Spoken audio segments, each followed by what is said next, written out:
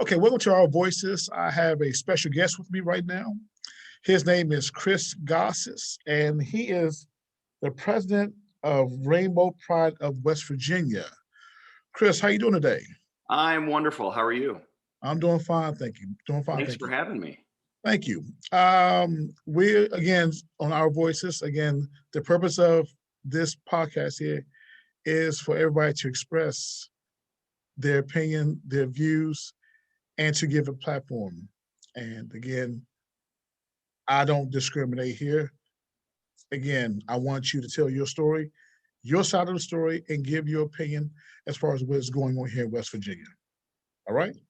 Yeah. Okay. Chris, before I go to my first question, tell the viewers something about Chris. Well, I'm not a lifelong West Virginian. I moved here 14 years ago. A relationship brought me to West Virginia, and I fell in love with the people, and I fell in love with Charleston specifically. It's where I've lived since I've been here, and got involved with Rainbow Pride of West Virginia about 6 years ago.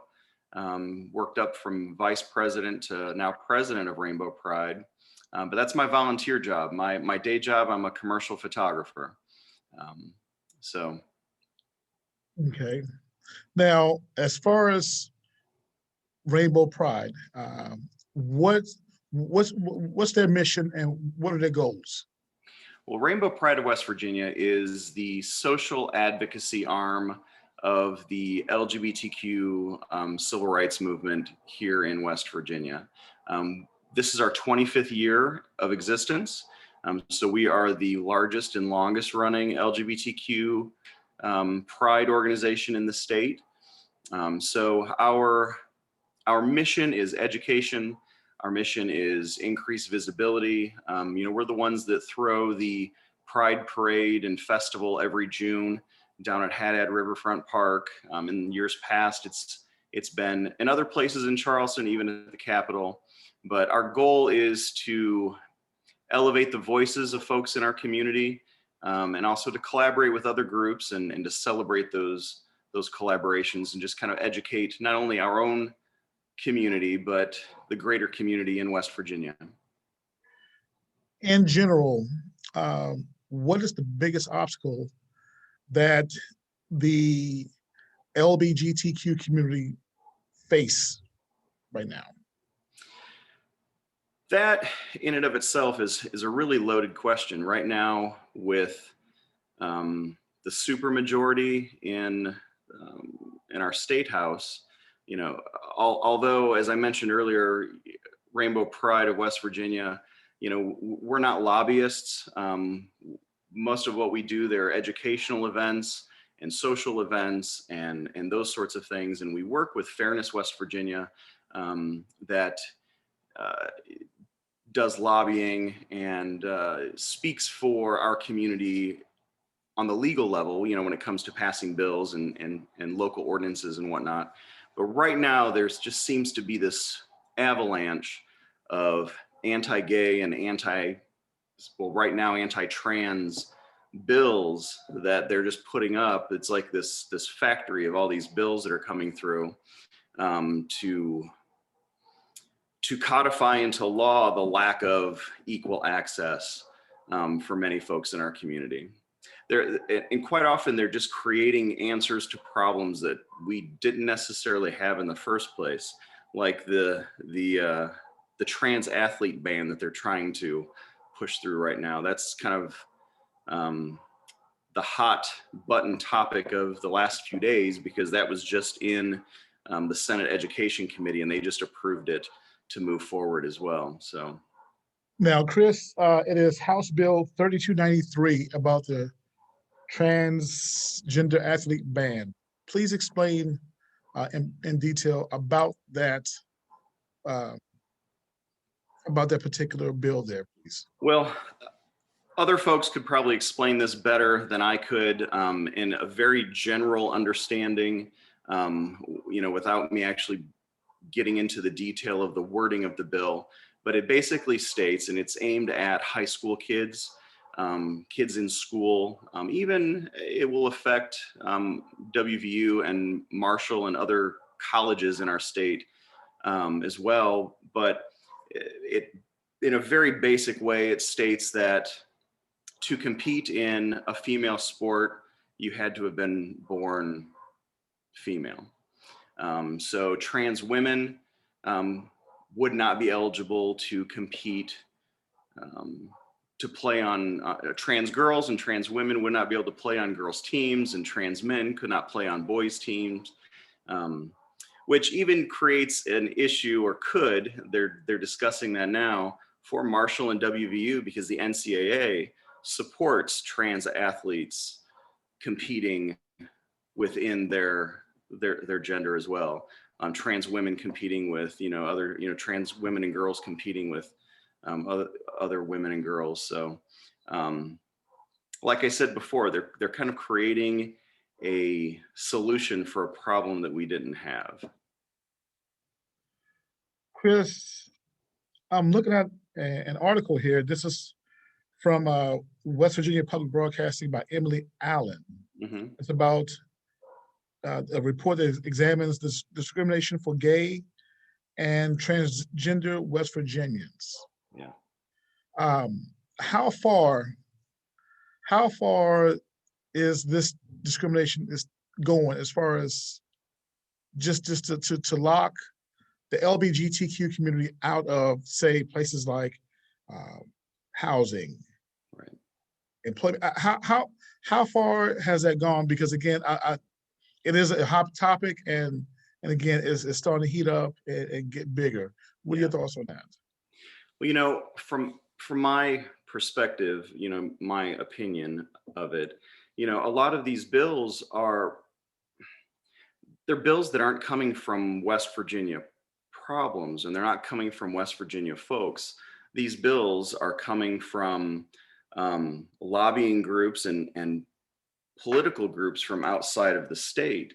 And because you've seen, and again, please, someone smarter than I correct me on this number, but I know of 13 other states have had a similar trans athlete ban, worded identical, brought up before their state legislatures, and some have been in the process of passing them, and some have been in the process of voting them down for various reasons. Right now, West Virginia, it's like they want to show, they're worried about the next election so they can show the constituents, hey, we voted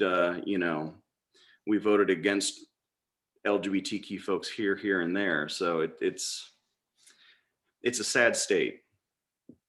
Chris, you mentioned earlier that there are outside groups that's coming in and trying to push these bills. Do you feel that West Virginia alone feels the same way, or do you feel that they're more liberal in accepting the LGBTQ community? That's something that has been very poignant to me ever since I moved to West Virginia. And like I said earlier, just fell in love with the state and with the people. There is such a divide, in my opinion, between the attitudes with our elected officials and the attitudes of folks in their homes, in everyday lives. Now, I realize I'm living in Charleston, and Charleston is a little bit of a blue, quote unquote, haven here. But there's so many folks that I've met around the state that when we start talking about LGBTQ issues, regardless if it's, gay men, lesbians, trans, bisexuals, queer identifying folks, folks generally just want to support their neighbors. And oftentimes they don't understand completely, because when I talk about, I've talked with friends, more conservative leaning friends, that completely embrace me and my relationship with my partner, and even though they may not, or they may say they don't understand what it means to be a gay person. And I start talking about folks being able to be evicted from their apartments simply because they're gay, and the first reaction is, well, that can't be legal. I'm like, well, it's perfectly legal. That's why we're trying to get that The Fairness Act, pushed through at the State House, and equal opportunity employment, non-discrimination in housing, and also public spaces. And most folks don't really understand. I mean, there are some that do, don't get me wrong, but most average folks don't necessarily understand. They think that you can't be discriminated against because, I mean, look at me, I'm a cisgendered middle-aged white male, but if I walk in there holding the hand of my boyfriend into a public space, someone can kick me out or refuse me service, or a landlord could refuse me, could evict me. And that's perfectly legal in the state of West Virginia. But most folks that I've talked to around the state, they don't necessarily understand that because it doesn't necessarily impact them. Let's talk about the economics of discrimination. And I know this it sounds broad, but to discuss the economic losses, how much are we talking guesstimate as far as what you stand to lose because of your belief?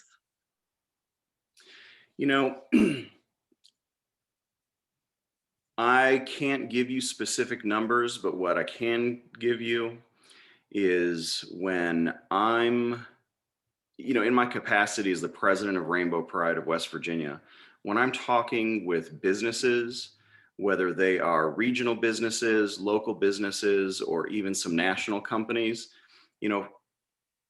Toyota, Tito's Vodka, AEP, Dow Chemical, all the way down to, local restaurants and whatnot, and local retailers. But even these major companies, they want to invest in the LGBTQ community. Ticketmaster gets involved with Rainbow Pride of West Virginia every year. And these companies are not only doing it because they want to walk the talk that they have of Mm-hmm. offering, a fair and equal, place to work, but they want to support the communities where their employees live too. Yeah. And, when you're looking at, right now across the state, there are 12 different communities that have pride organizations similar to Rainbow Pride of West Virginia. And that's amazing. It's amazing because West Virginia is such a small state.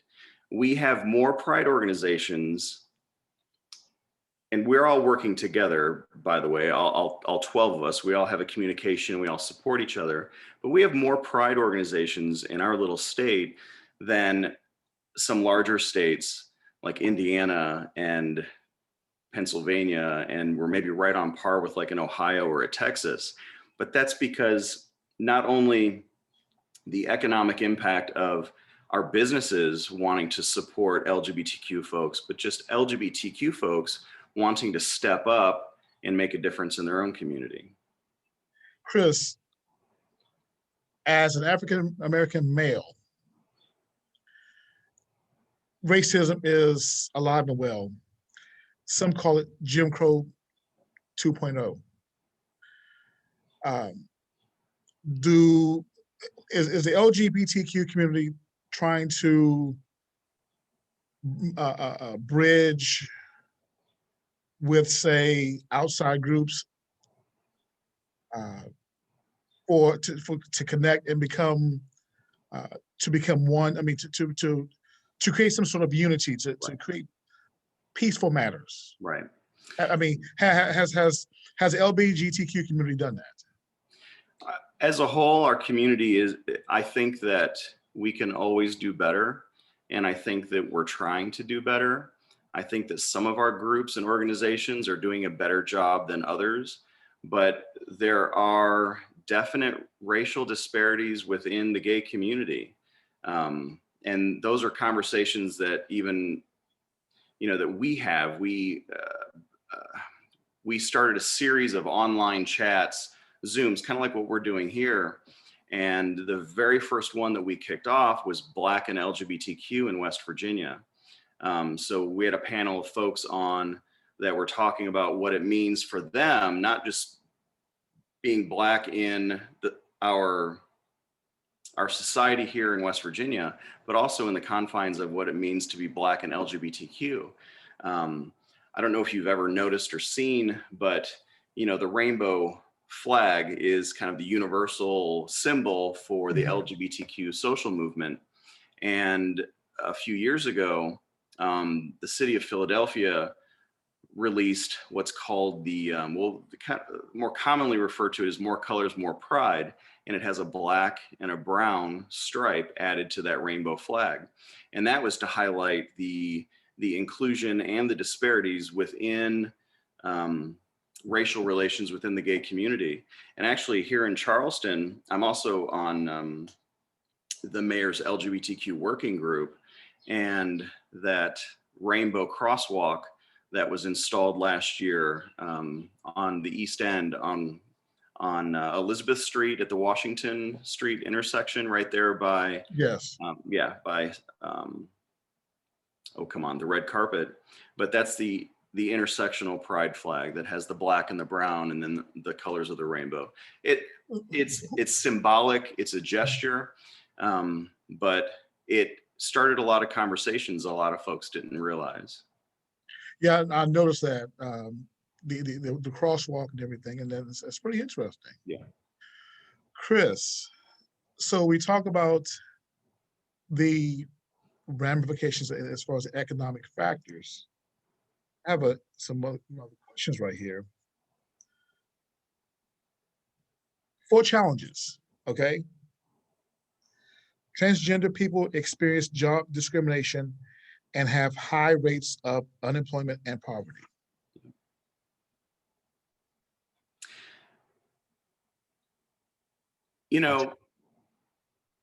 I don't even know where to start. you know, Okay, look here, Chris, that's why it's called Our Voices. right? Start anywhere. Yeah. Go ahead. Specific example, a very good friend of mine, Akasha, she's a Black trans woman. And Akasha, she is an advocate. She's a social justice warrior. And she was even on a Zoom with me just this last week for a local company. They were reviewing a movie that was the death and life of Marsha P. Johnson. And if you don't know who Martha P. Johnson is, she is one of the trans women, one of the 2 trans women that led the way during the initial Stonewall uprising back in 1969. And Martha P. Johnson was basically whitewashed out of gay history up until recent years. And so Akasha was in on this chat with me, and she spoke directly to folks. And I hate using her words, but using her experience, Akasha has not had a job for 2 years. She gets calls based off of her resume, and she might pass the phone interview, and then Akasha shows up and they see a trans woman, a Black trans woman, and all of a sudden the position's filled or she's not right for the job. And quite often our trans folks, where they can work is in our bars. They work as drag performers, they work as entertainers, and it's not taking full advantage of their education even, or their qualifications. And oftentimes they're dismissed summarily because of how they look or how they're presenting. I realize, again, cisgender middle-aged white male here saying this, but it is staggering how many trans folks are locked in to this cycle of poverty and a cycle of struggling to find the next job or the next paycheck, for a myriad of reasons, heavily because they're trans, or especially Black and trans, which seems to have a I say seems to because I don't necessarily understand it, but has a greater target on their back, it seems. Chris, do you feel that when it comes to the transgender community, do you feel that you have to wear a mask to get that good paying job? Because Totally. otherwise, it sounds like you just mentioned that it's almost like you're limited to certain jobs Right. to try to live. Yeah. Yeah, totally. It's a completely different level of living in the closet. I mean, yes, to some degree, any LGBTQ person, we come out of the closet whenever that is, on our personal journey in life. But I come out of the closet every single day. I come out of the closet, like even this Zoom with you, coming out of the closet publicly, having to identify as a member of the LGBTQ community, let alone when you are working somewhere that doesn't necessarily recognize you or feel comfortable recognizing you as a trans person, wanting trans women to be more feminine or, to appear more quote unquote passing, to be more passable. Um, and, trans men face that as well, but societally it's a little bit more accepted for a more masculine woman than it is for what someone would perceive as a feminine man, even though that is a trans woman, if you follow my train of thought. So it very much is wearing a mask, or still living closeted. Chris, transgender people are frequently evicted or denied homes because they are transgender. Often this results in homelessness. Mhm. Is that pretty big here in West Virginia? I don't have numbers to what the trans homeless situation is. I do know that um, we have local shelters that will take in trans folks, but then you run into a problem with trans folks who actually have transitioned and are on hormone replacement, and some shelters won't take them in because they have hormone replacement drugs and they need these drugs to maintain their hormone balance, but they won't allow them into shelters at times because it is a drug, or something that would have to be monitored by someone. So then you run into that level of not having a shelter accessible to you. Trans youth and gay youth have a higher percentage rate of becoming homeless, simply because lack of acceptance from family or not having that support system, and also not being able to get a job or maintain a job. Chris, another challenge. Many transgender people have no health insurance, which can make which can make a medical transition difficult or impossible. Yeah, it is. The health disparities, the medical disparities are pretty severe. And Fairness West Virginia, whom I mentioned earlier, Fairness West Virginia has been going around the state, interviewing and working with healthcare providers on different levels, whether it's like a primary care physician or other specialties. And they've been compiling basically a listing. They have on their website at fairnesswv.org. They have a interactive listing of trans accepting and trans affirming healthcare professionals, so that way our trans folks can get on their site and say, okay, I need a primary care physician, or I'm looking for hormone replacement therapy, which is very, very difficult in West Virginia to get a physician that's knowledgeable and will do it. And Covenant House here in Charleston released a website called Dr. Rainbow. Dr. Rainbow, which is quite amazing, but it does something extremely similar to what Fairness's goal was. And Fairness's goal was primarily driven to help with trans folks in the state. But Dr. Rainbow also takes take survey of just HIV and HIV and AIDS affirming and knowledgeable physicians in the state, and everything from social advocacy groups to podiatrists to anestheticians or anything, any medical type professional that you can get on their website and look up and say, okay, who near me, who within a 20-mile range of where I live is a safe place to go to. But oftentimes, you have folks, I met some folks last year. Well, 2020 is kind of blocked out in my head. So I met them in 2019. I find myself referring to last year, meaning 2019, like we're still living in this, 2020 fog. Right. But I met some folks from Parkersburg, and for them to get their hormone replacement therapy, they had to find a ride because their lack of transportation, but find a ride to Charleston or to Huntington, because the only two physicians they could find, the closest ones within the state, were in Charleston or Huntington. And quite often, folks in West Virginia go to other states. I have a friend who works at Equitas, which is an LGBTQ health clinic in the Cincinnati area, Cincinnati, Columbus, other parts of Ohio.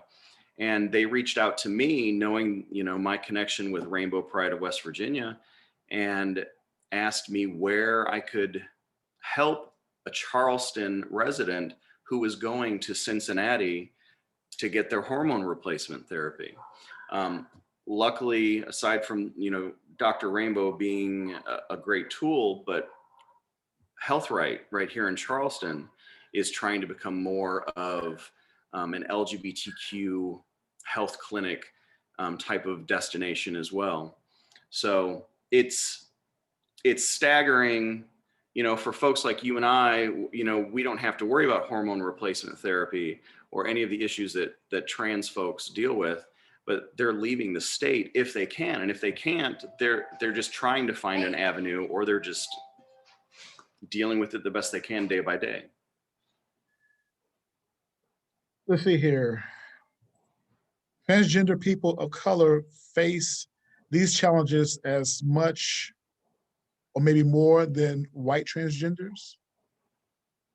Is that true? Or yeah, is that definitely. And I'm going to use Akasha's sentiments and words again, because Akasha says all the time, whenever we're speaking publicly or her and I are having conversations, she's like, listen, when I walk into a room, they see me as a Black person first, and then they see me as a trans woman.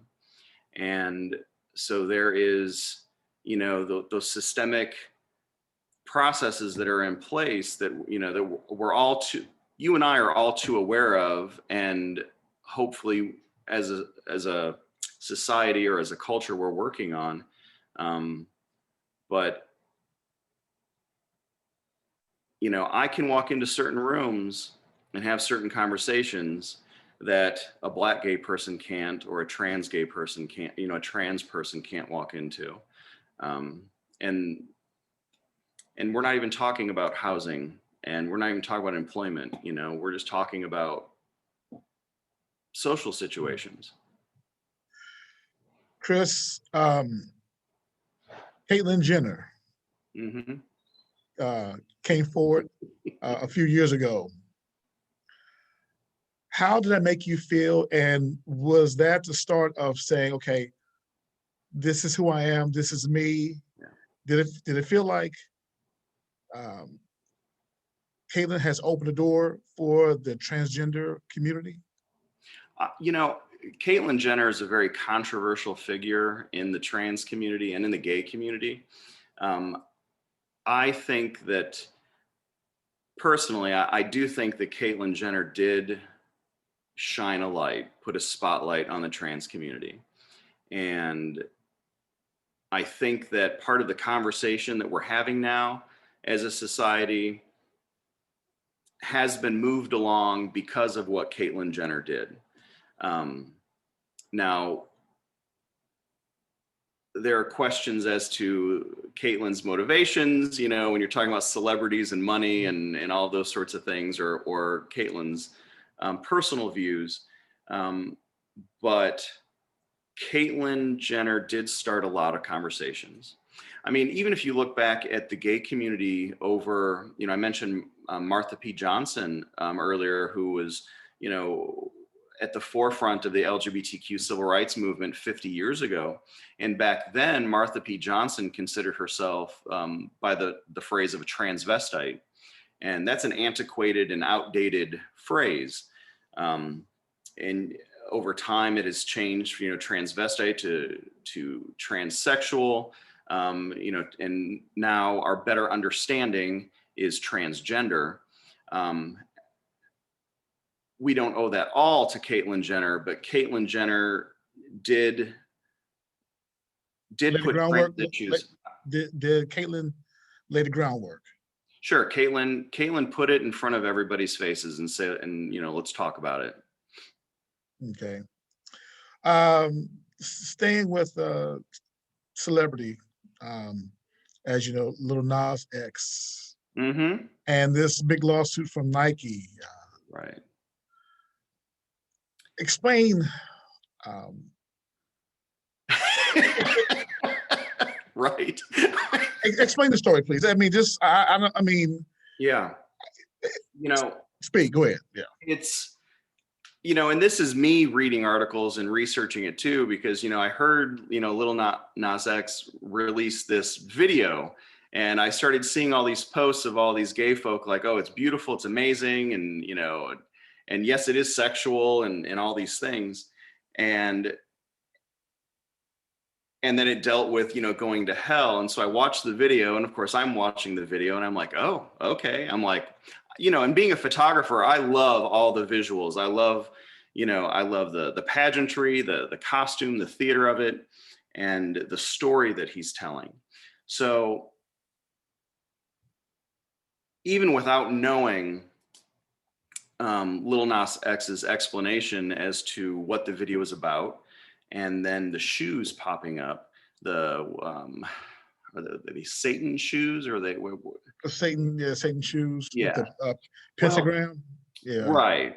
And you know, the more I was reading about that, you know, Lil Nas X, what he did is he controlled the narrative. You know, oftentimes as gay folk, regardless of where you fall on that spectrum, you know, the main tool that's used against us is the Bible. You know, folks say how it's a sin, you're going to hell, or the demon must be in you, or any of these narratives that we hear from childhood through the rest of our lives. And so he just took control of that narrative. And the Satan shoes, apparently this group, which their name, or this organization, their name spells out to be like mischief. Well, they had a Jesus shoe that had holy water in it that they released in 2019. And so this Satan shoe, this was just the opportunity for their partner shoe. You know, I see it as a publicity thing, you know, right, I mean, right. And, you know, and they used Nike shoes, a 97 model Nike shoe. And so then, you know, you get all the conservative Christians pissed off, or the people that just don't know what's going on. So now Nike's suing, so to distance themselves from the Satan shoe that has a pentagram on it, and it has a Bible verse. I think I can't remember which book of the Bible, but it's 10:16, and there were only 666 shoes created, you know, for 666, and they sold for $1,016, which is the Bible verse. And, you know, marketing wise, you know, as a photographer, I'm sitting there and I chuckle at it, because I'm like, okay, they won, you know, we're talking about it. Yeah. You know, friends of mine who are more conservative leaning are all up in a tizzy about it. And I just look at them and I laugh about it. And I'm like, well, you know, you're talking about it, you know about this company, and how many times have you watched that Lil Nas X video? But he is telling his story. He is expressing himself. You know, when I went through photo school, a lot of my imagery, my independent imagery, dealt with religion. Um, Whether I was photographing around churches and how I would, um, create a more gritty texture to show the highs and the lows and the bright spots and the dark spots Mhm. of religion. You know, it's something that most gay people analyze and deal with because that's being thrown at us our whole lives. Chris, I have a few more questions, then I'm gonna let you go. You mentioned earlier as far as transgender and the LGBTQ experience coming down into the high school level. Hmm. Um, I hear stories about uh, suicides, teen suicides. Does Rainbow Pride of West Virginia, do you all mentor the youth?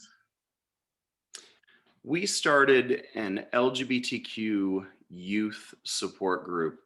Um, uh, and we have relationships with many local school GSAs, like Gay Straight Alliances.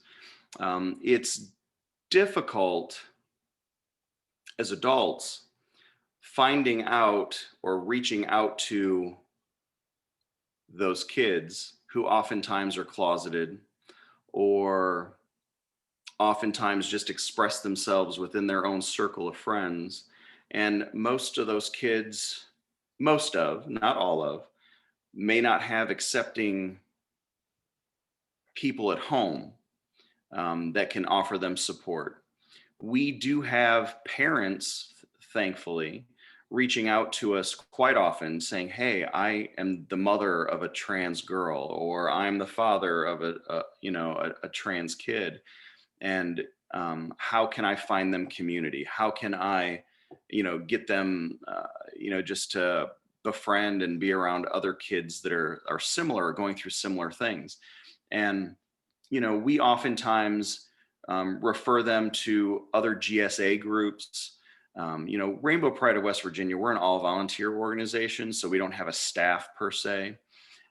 So we try to connect those dots for folks anywhere we can and as often as we can. And Fairness West Virginia helps us with that a lot too. Quite often, if we know that they have some sort of structure or system in place, um, or even have connections that we may not have, we refer folks there.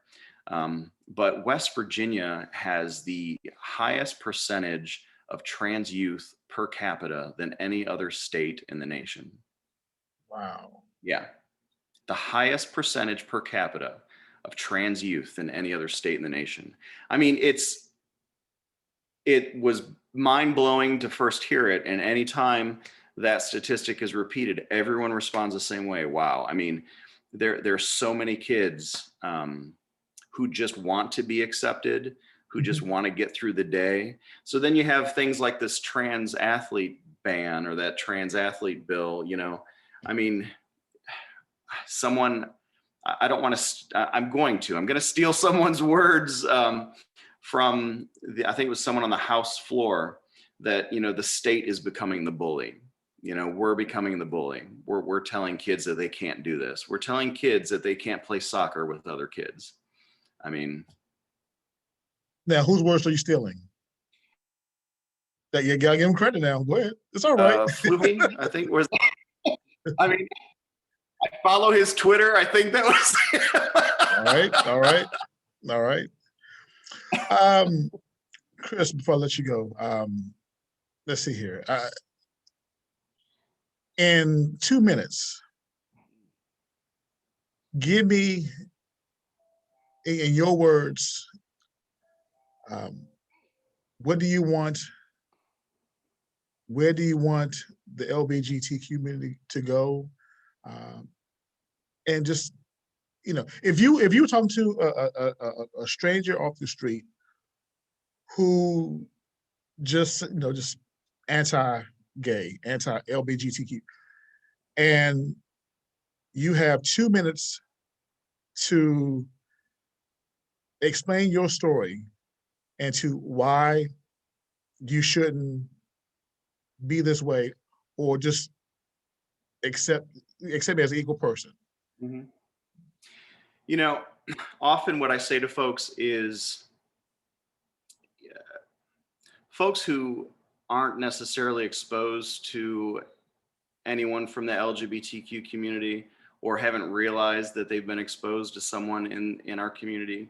Um, Oftentimes people get preoccupied with what they think we do behind closed doors, or they get preoccupied with how we present ourselves, meaning like gender identity.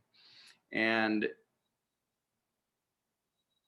look beyond that. And once you know someone, once you talk to someone who is gay, who is trans, who is non-binary, who's a lesbian, who's bisexual, and you find out that their hopes and dreams are the same as yours.